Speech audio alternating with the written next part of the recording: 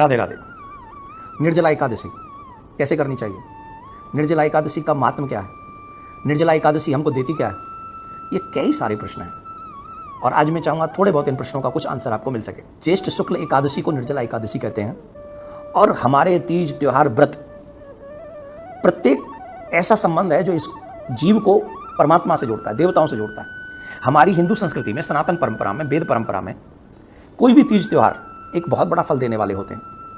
हालांकि कई वैज्ञानिक, जो विज्ञान को मानने वाले, आधुनिक पढ़े लिखे लोग, विज्ञान को मानने वाले लोग इन चीज़ों को इग्नोर कर सकते हैं या कह सकते हैं कि वो उसको नहीं मानते, परंतु जो इस सृष्टि के मूल को जानते हैं वो इस बात को मानते हैं। और वैसे वैज्ञानिक भी मानते हैं इस बात को कि व्रत अगर 1-2 दिन महीने में अगर भोजन न किया जाए तो शरीर की जो स्थिति है वो थोड़ी स्वस्थ रहती है और अच्छी रहती है। तो इसीलिए महीने में 2 एकादशी होती हैं और दोनों एकादशी का व्रत करने वाला व्यक्ति देवताओं की नज़र में बड़ा श्रेष्ठ होता है और वो कभी नरक में नहीं जाता है। जो निर्जला एकादशी है वो 10वीं से लेकर द्वादशी तक, 10वीं की रात्रि से लेकर द्वादशी के भोर तक, मॉर्निंग तक, इसमें जल ग्रहण नहीं किया जाता है। जैसा कि इसके नाम से ही पता है, निर्जला, जिसमें जल नहीं स्वीकार्य हो वही निर्जला एकादशी है।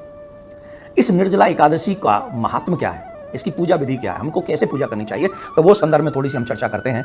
एक बार की बात है, वेद व्यास जी महाराज पांडवों के पास पधारे थे। तो पांडव में द्रौपदी जो चारों भाई थे वो व्रत रखते थे, लेकिन भीम व्रत नहीं रखता था। जैसा आप सभी जानते हैं कि भीम बड़े ही भोजन प्रिय थे, उनको भोजन बहुत प्रिय लगता था। तो पितामह जब वहाँ पर पधारे व्यास जी, तो पांडवों ने, धर्मराज ने कहा कि हमारा छोटा भाई भीम जो है व्रत नहीं रखता है। तो व्यास जी ने पूछा, भाई ऐसा क्यों? तो उन्होंने कहा, प्रभु आप जानते हैं कि मैं व्रत नहीं रख सकता और मेरे भाई तो व्रत रखते हैं, मैं नहीं रख पाता, भूखा नहीं रह सकता हूँ, कोई उपाय बताओ महाराज जो कम में ही सब कुछ हो जाए।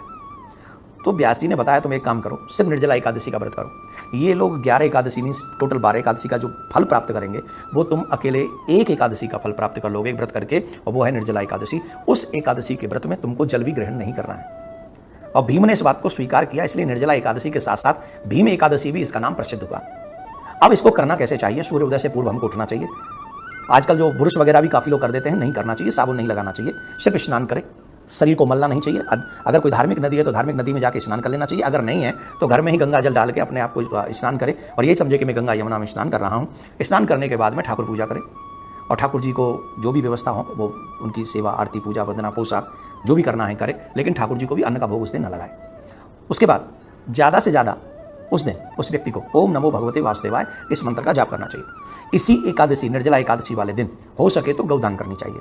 गौ के साथ साथ एक घड़ा, मटका जल में भरकर, कपड़े से ढककर, कोई भी स्वर्ण थोड़ा सा लेकर एक ब्राह्मण को दान करना चाहिए। इस दिन किए हुए दान पुण्य, निर्जला एकादशी के दिन जो लोग दान करते हैं, उस दान का इतना बड़ा महात्मा है कि कुबेर भी उसकी प्रशंसा नहीं कर पाता है। बहुत बड़ा फल निर्जला एकादशी के दिन व्रत का, दान का और गौदान का बहुत बड़ा फल हमको लेके देता है। इस दिन हमको सावधानी जो बरतनी चाहिए वो बरतनी चाहिए। हम लोग असत्य भाषण न करें, हम लोग क्रोध न करें, हम ब्रह्मचर्य का पालन करें। संभवतः दोपहर में न सोएं, हो सके तो रात्रि में भी न सोएं, जागरण करें और पृथ्वी पर शयन करें। अगर शयन करना ही है तो पृथ्वी पर शयन करें। कुछ नियमों का किसी को कष्ट न दें। जो नियम छोटे छोटे हैं, जो दिखने में छोटे हैं, आप इजीली कर सकते हैं अगर आप इन नियमों के साथ निर्जला एकादशी का फल व्रत करेंगे। इसका फल जानते हैं क्या है? ऐसा व्यक्ति चोर हो जो निर्जला एकादशी का व्रत करता है, पापिष्ट हो, बड़े से बड़े ब्रह्म हत्या जैसा पाप उसको लगाओ, अगर वो व्यक्ति निर्जला एकादशी का व्रत कर ले और उसके बाद वो पुनः पाप न करे तो उसको मरने के बाद यमराज के दूत नहीं, भगवान के देवदूत आते हैं और भगवान के धाम के लिए उसे जाना होता है। वो भगवान के धाम का अधिकारी